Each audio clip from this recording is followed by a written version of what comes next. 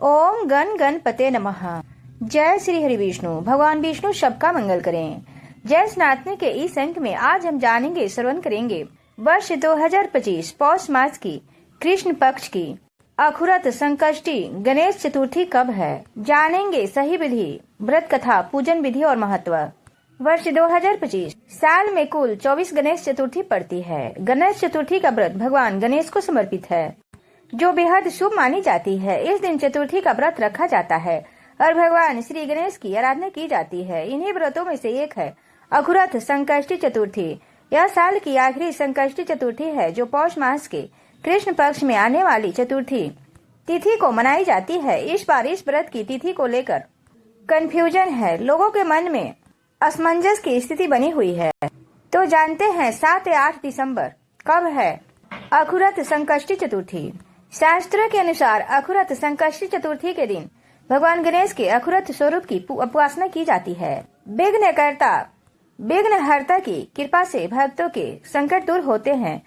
संकष्टी चतुर्थी को संकट को दूर करने वाली चतुर्थी तिथि के नाम से जाना जाता है। धार्मिक मान्यता है कि इस व्रत को करने से कार्य में सफलता होती है, सभी कार्य सफल होते हैं। पंचांग के अनुसार इस साल अखुरत संकष्टी चतुर्थी का व्रत 7 दिसंबर 2025 को रखा जाएगा।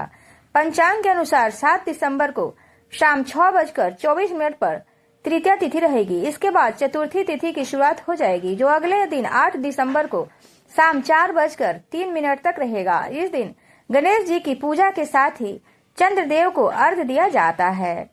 ऐसे में 7 दिसंबर यानी कल अखुरत संकष्टी चतुर्थी का व्रत रखा जाएगा और जो भक्त उदया तिथि के अनुसार व्रत रखते हैं वे 8 तारीख को दोपहर में गणेश जी का पूजन कर सकते हैं। 7 दिसंबर को संकष्टी चतुर्थी के दिन चंद्रोदय का समय शाम 7:55 तक है।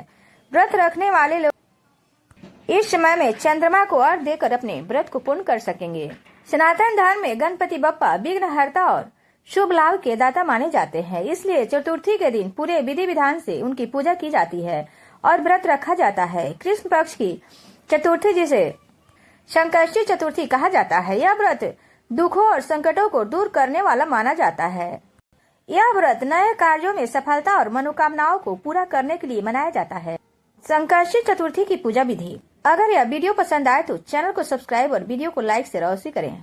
संकष्टी चतुर्थी के दिन सुबह ब्रह्म मुहूर्त में उठने के बाद स्नान आदि करें। स्नान के बाद लाल या पीले रंग के वस्त्र पहने। अब पूजा स्थान पर स्वच्छ चौकी बिछाकर वस्त्र बिछाएं। उसी पर भगवान श्री गणेश की प्रतिमा या फोटो को स्थापित करें। पूजा की शुरुआत गणेश जी को रोली, कुमकुम और अक्षत से तिलक लगाकर करें। इसके बाद उन्हें सुगंधित पुष्प अर्पित करें। चाहे तो फूलों की माला भी पहनाई जा सकती है। गणेश जी की पूजा में दुर्वा का विशेष महत्व होता है, इसलिए 11 दुर्वा अवश्य अर्पित करें। भगवान गणेश को भोग के रूप में मोदक, लड्डू, गुड़, फल अर्पित किए जाते हैं। पौष मास की संकष्टी चतुर्थी को तिल के लड्डू का भोग लगाना अत्यंत शुभ और फलदायी माना गया है। पूजा के दौरान घी या तेल का दीपक और धूप जलाएं। इसके बाद संकष्टी चतुर्थी की व्रत कथा का श्रवण या पाठ करें। कथा के बाद गणपति जी की आरती उतारें। रात को चंद्रमा उदित होने पर सबसे पहले चंद्र दर्शन करें और चंद्रमा को अर्घ्य अर्पित करें और उसके बाद व्रत का पालन करें। अखुरत संकष्टी चतुर्थी व्रत कथा। अखुरत संकष्टी चतुर्थी का व्रत करने से विवाह में आ रही बाधाएं दूर होती है और विवाह योग बनता है। इस व्रत को विधि विधान से करने से भगवान गणेश की कृपा प्राप्त होती है और सभी मनोकामनाएं पूरी होती है। इसके अलावा जीवन में आने वाली बाधाएं कम होती हैं। अखुरत संकष्टी चतुर्थी व्रत कथा का पाठ करने से भक्त की सभी इच्छाएं पूरी होती हैं। पौराणिक कथा के अनुसार एक बार रावण ने स्वर्ग के सभी देवताओं को जीत लिया था और संध्या करते हुए उसने बलि को पीछे से जाकर पकड़ लिया था। उस समय वानरराज बाली रावण से कई गुना अधिक शक्तिशाली थे। उन्होंने रावण को अपने बगल में दबा लिया और उसे किष्किंधा ले आए और अपने पुत्र अंगद को खिलौने की तरह खेलने के लिए दे दिया। अंगद ने रावण को खिलौना समझा और उसे रस्सी से बांधकर इधर उधर घुमाने लगे, जिसकी वजह से रावण को काफी कष्ट हो रहा था।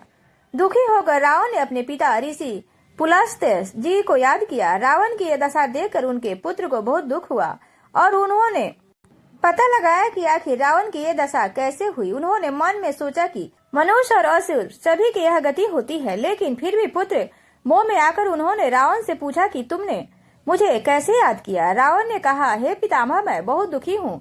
यहाँ मुझे सभी धिक्कारते हैं। आप मेरी रक्षा कीजिए और इस पीड़ा से मुझे मुक्ति दिलाइए। रावण के पिता ने कहा कि तुम परेशान मत हो, जल्द ही तुम्हें इस बंधन से मुक्ति मिलेगी। अब उन्होंने रावण को गणेश जी का व्रत करने की सलाह दी और बताया कि पूर्व काल में वृत्रासुर की हत्या से मुक्ति पाने के लिए इंद्रदेव ने भी इस व्रत को किया था। यह व्रत बहुत फलदायी है और इसे करने से हर तरह के संकट दूर हो जाते हैं। पिता के कहने पर रावण ने संकष्टी चतुर्थी का व्रत किया, जिससे उसे बलि के बंधन से मुक्ति मिल गई।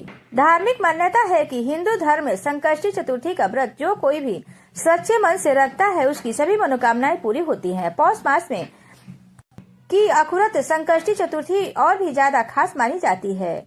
नारद पुराण के अनुसार संकष्टी चतुर्थी के व्रत के दिन व्रती को पूरे दिन उपवास रखने और शाम में संकष्टी चतुर्थी का व्रत कथा सुननी चाहिए। इस व्रत के कथा के सुनने से लोगों को पूजा का पूर्ण फल प्राप्त होता है। नारद पुराण के अनुसार संकष्टी चतुर्थी के दिन व्रती को पूरे दिन का उपवास रखना चाहिए। शाम के समय संकष्टी गणेश चतुर्थी व्रत कथा को सुननी चाहिए। संकष्टी चतुर्थी के दिन घर में पूजा करने से नकारात्मक प्रभाव दूर होते हैं। इतना ही नहीं, संकष्टी चतुर्थी का पूजा से घर में शांति बनी रहती है, घर की सारी परेशानियां दूर होती हैं।